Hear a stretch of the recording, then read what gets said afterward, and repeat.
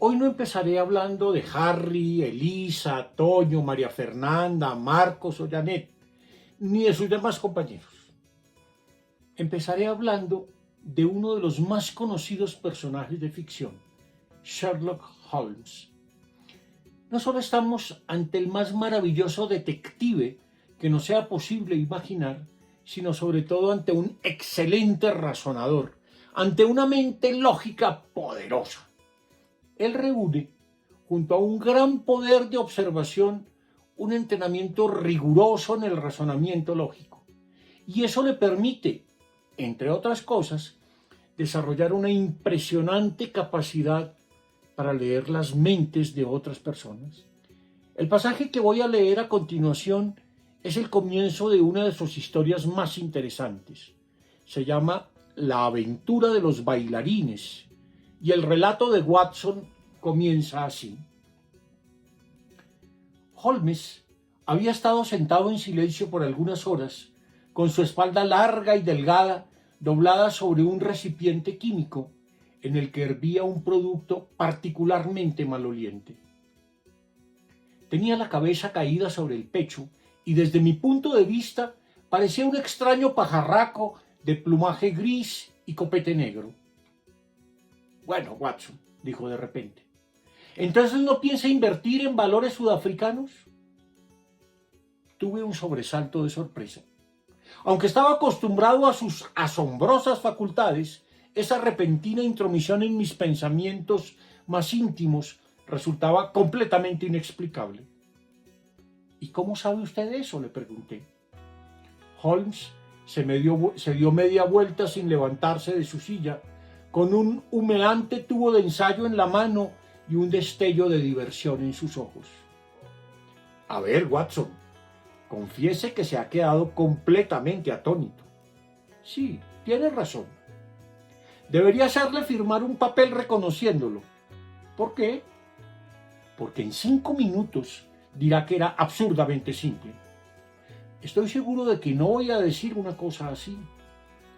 A ver, querido Watson, colocó el tubo de ensayo en su soporte y comenzó a disertar con el aire de un profesor que se dirige a sus estudiantes. Realmente, Watson, no es difícil construir una serie de inferencias en la cual cada una de ellas es simple en sí misma y depende de la anterior. Si después de hacerlo se suprimen las inferencias intermedias y solo se ofrecen al público el punto de partida y la conclusión, se puede conseguir un efecto sorprendente, aunque tal vez un poco artificial. Pues bien, no es difícil, después de inspeccionar el surco que separa sus dedos pulgar e índice, inferir de modo seguro que no tiene la intención de invertir su modesto capital en las minas de oro. No veo ninguna relación. Le creo, pero le voy a mostrar a continuación que hay una estrecha conexión. Estos son los eslabones perdidos de una sencilla cadena de razonamiento. 1. Cuando regresó anoche del club, tenía tiza entre el dedo pulgar y el índice. 2. Usted se pone tiza allí cuando juega al billar para dirigir bien el taco. 3. Watson solo juega al billar con Thurston. 4. Hace 4 semanas me dijo que Thurston tenía una opción para comprar unas propiedades sudafricanas que expiraría en un mes y quería compartir con usted. 5. Su chequera está guardada en mi escritorio y no me ha pedido la llave. Y 6. Por tanto, no tiene usted la intención de invertir en ese negocio. Es absurdamente simple, exclamé. Pues claro, dijo Holmes un poco molesto. Todos los problemas le parecen cosa de niños. Una vez nos los han explicado. Pues aquí tiene uno sin explicación. ¿Qué puede decirme de esto, querido Watson? Y a continuación le pasa unos muñecos pintados en un papel, unos muñecos bailando, por eso se llama La aventura de los bailarines, y ahí empieza una historia fascinante, pero se la tiene que leer cada uno por su cuenta. He elegido este pasaje de Conan Doyle por varias razones. En primer lugar, porque me parece un ejercicio valioso de lectura del pensamiento de otros que voy a comparar a continuación con el comienzo del capítulo 8 del descubrimiento de Harry. Asimismo, quiero mostrar cómo esa lectura del pensamiento de otros supone al menos dos cosas básicas. Por un lado, una observación cuidadosa de los gestos, las rutinas, los secretos y los modos de razonar y de hacer relaciones mentales de otras personas. Y Holmes conoce muy bien todo eso en el caso de su amigo Watson.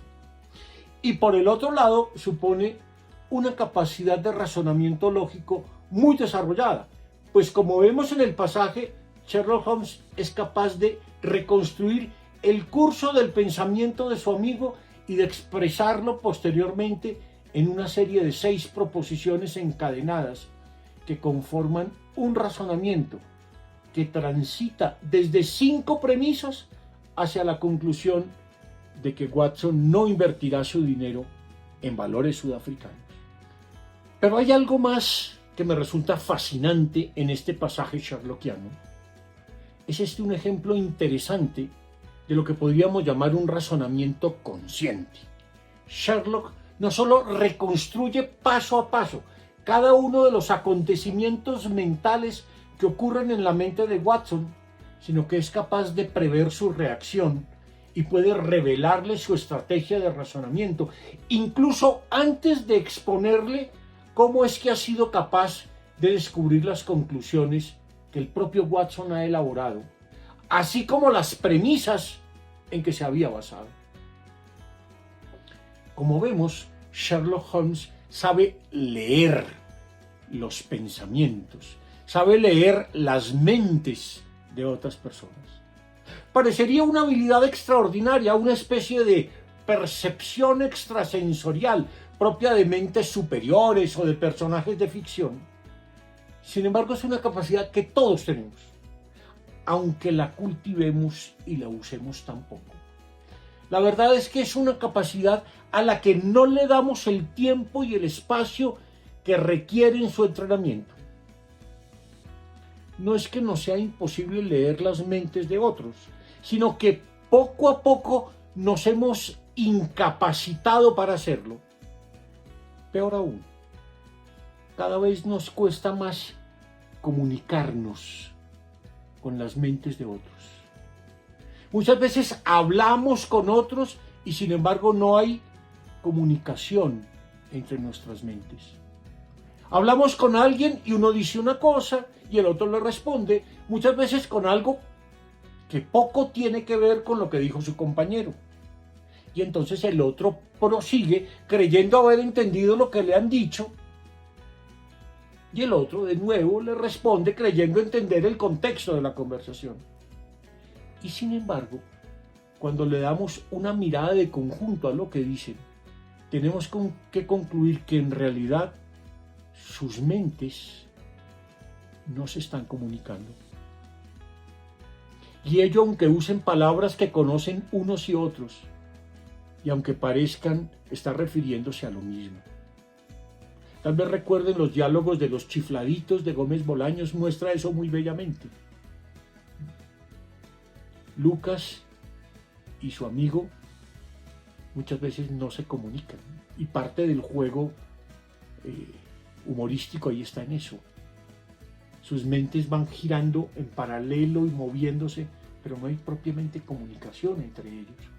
Y digo que no hay comunicación entre las mentes porque a pesar de que hablen de lo mismo y tengan la ilusión de que se entienden y están hablando con las mismas palabras, en los mismos términos, en el mismo lugar, el uno comprende una cosa y el otro otra muy diferente.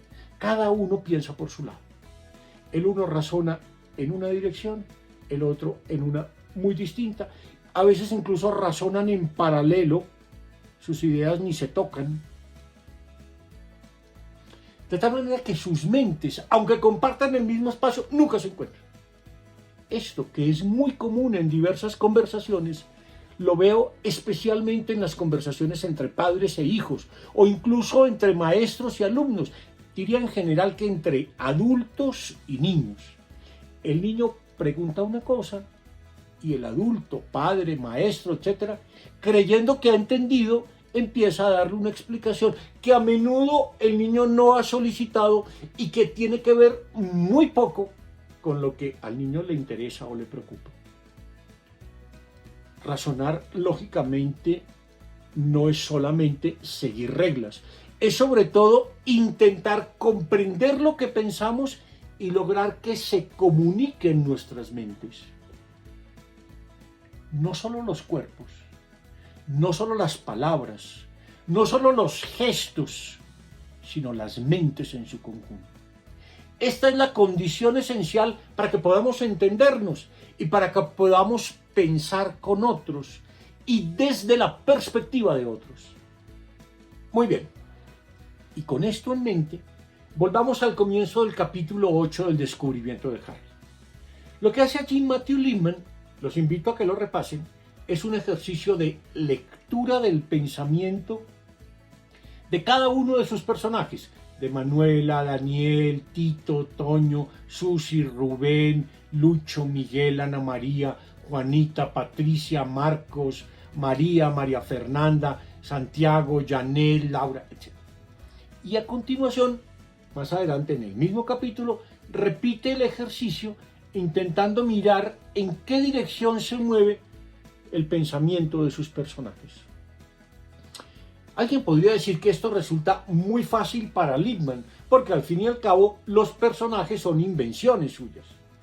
Sin embargo, esto solo es cierto en parte, pues cuando alguien crea un personaje, este personaje adquiere vida propia y desarrolla formas específicas de comprender y razonar. El autor interactúa con sus personajes, piensa con ellos, razona con ellos, discute con ellos.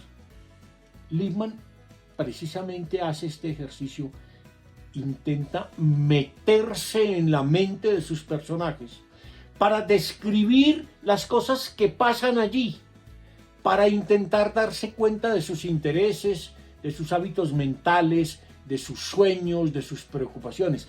Y a través de esto nos ofrece una interesante reflexión sobre al menos 4 elementos a los que me referiré a continuación.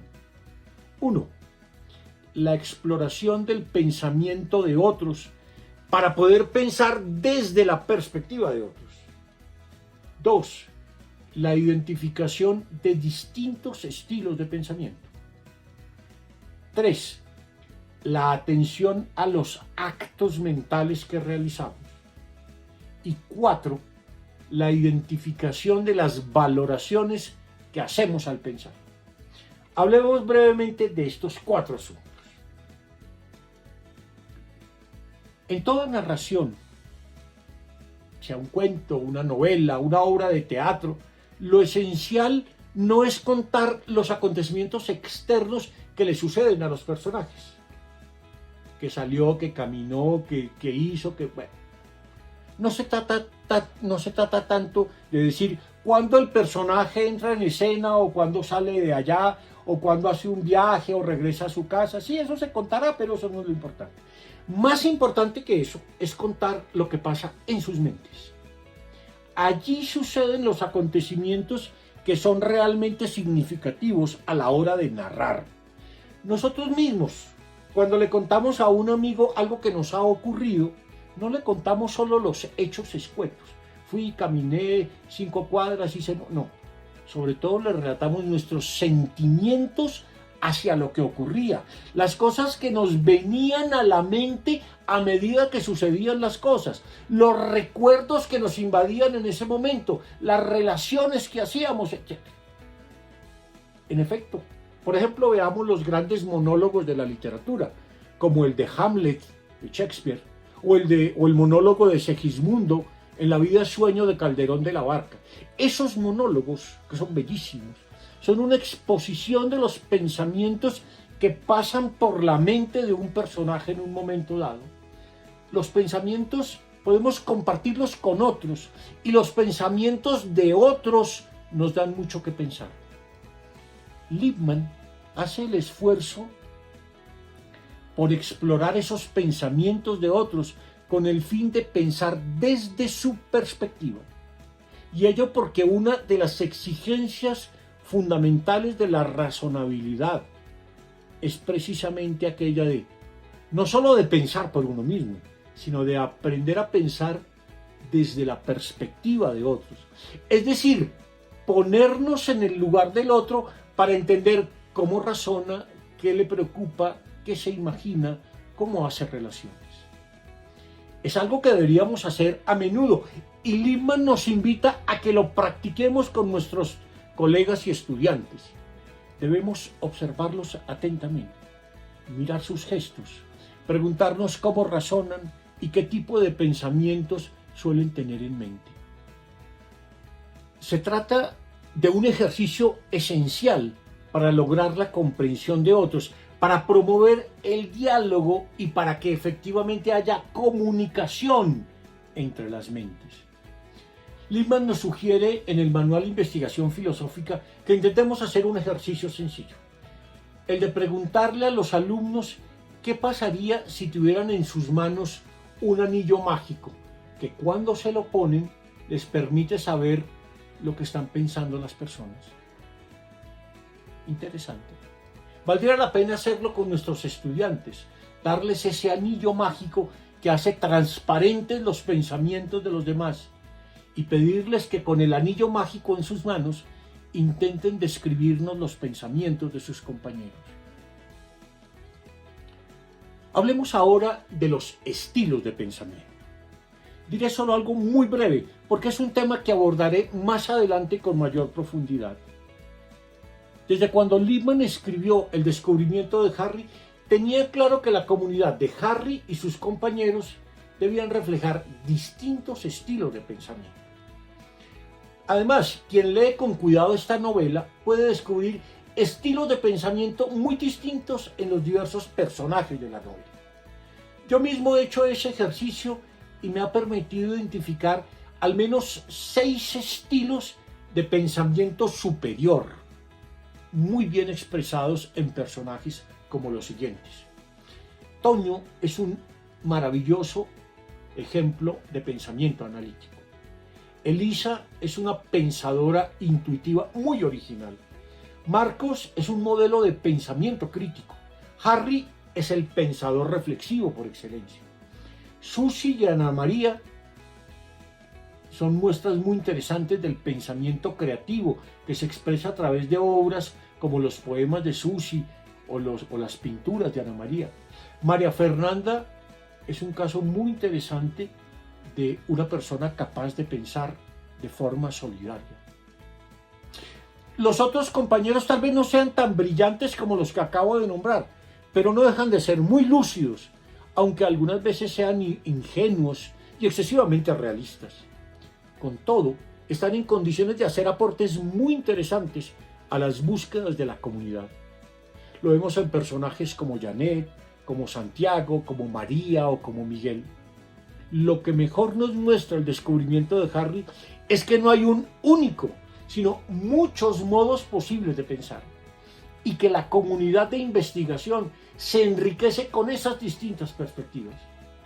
Se trata entonces de hacer conscientes esos distintos estilos de pensamiento y sobre todo de aprender a identificarlos y a valorarlos. Pero el pasaje que estamos comentando tiene tal vez un punto central, el de la atención a los actos mentales que realizamos. A ver, ¿qué es esto de los actos mentales? Cuando pensamos en nuestros pensamientos, solemos hacerlo como si estos fueran contenidos estáticos. Tener una idea, solemos creer, es como tener algo en la mente, de un modo semejante a como está una silla en un salón. Solemos decir que tenemos una idea como si tuviéramos una cosa en la cabeza. Pues por ideas entendemos eso, contenidos mentales. Sin embargo, los pensamientos no son cosas en la cabeza. Los pensamientos son actos, los actos de la mente. Y en nuestra mente se dan todo tipo de actos. Preguntar, sugerir, juzgar, objetar, decidir y 1000 actos más. De hecho, nuestro lenguaje cuenta con una gran cantidad de verbos que expresan esos actos mentales. Sin embargo, somos poco conscientes del acto mental cuando lo realizamos. Hacemos preguntas y no somos capaces de decirnos a nosotros mismos, estoy haciendo una pregunta. O hacemos una sugerencia y no nos damos cuenta de que estamos realizando el acto mental de sugerir. Lippmann nos invita, por una parte, a poner atención en nuestros actos mentales y por tanto a intentar definirlos con precisión, y por la otra, a usar los términos que nos llevan a tomar conciencia de los actos que realizamos. Esto es, a decirnos al tiempo que realizamos el acto mental, pregunto, me imagino, propongo, decido, objeto, etc. Y para hacernos más conscientes de dichos actos mentales, nos propone identificar semejanzas y diferencias entre los actos mentales que realizamos. En efecto, uno de los ejercicios que nos propone en su manual es el de diferenciar entre el uso que hacemos de verbos como pensar y saber, saber y creer, creer y dudar, desear y tener esperanzas. Todos ellos son actos mentales muy distintos. Cultivar un mejor pensamiento implica tomar conciencia de los actos mentales que realizamos.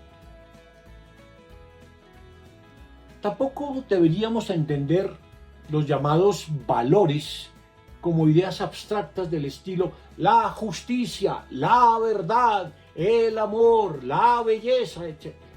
No, debemos pensar más bien en el acto de valorar y sobre todo en el hecho de que no podemos pensar sin hacer valoraciones y sin manifestar emociones. Al preguntar, lo hacemos a veces con rabia o con desdén o con preocupación.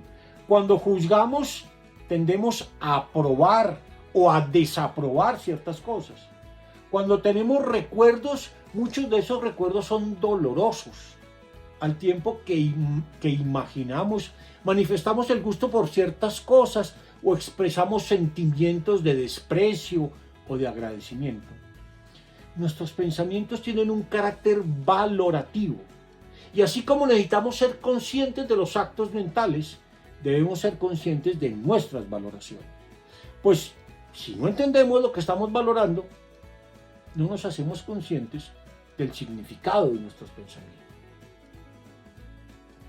Cabe aquí una distinción lingüística que a Lippmann le era muy familiar. La hacía de hecho John Dewey, la distinción entre valorar y evaluar. Son dos cosas distintas. Evaluar es aplicar un conjunto de criterios al examen de algo, como se evalúa a una persona para obtener un empleo o ejercer un cargo.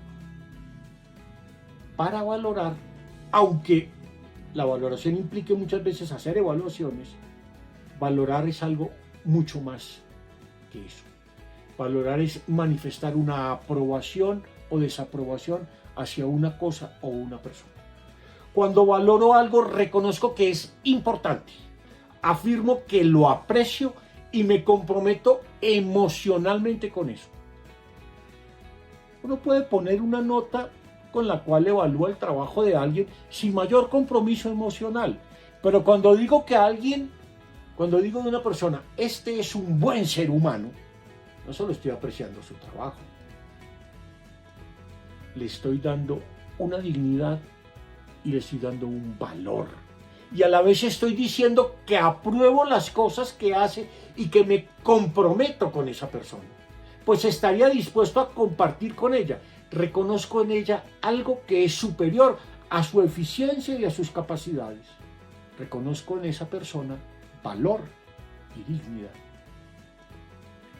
Este capítulo 8 del descubrimiento de Harry, que a primera vista es solo una lista de pensamientos desconectados de Harry y sus compañeros, en realidad es mucho más que eso.